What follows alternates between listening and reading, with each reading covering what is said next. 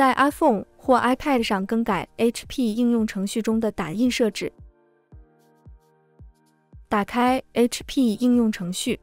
如果没有 HP 应用程序，您可以从应用商店免费获取。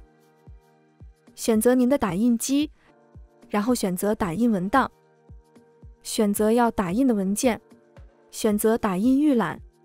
在打印预览屏幕上，向上拖动屏幕底部的线条以显示打印设置。您可以在此处更改各种设置。要更改份数，请选择份数旁边的加号或减号。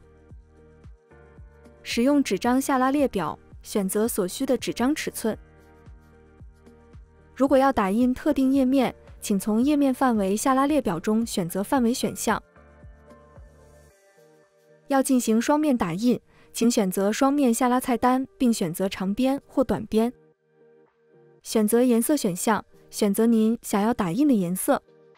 根据自己的偏好调整了所有打印设置后，选择打印。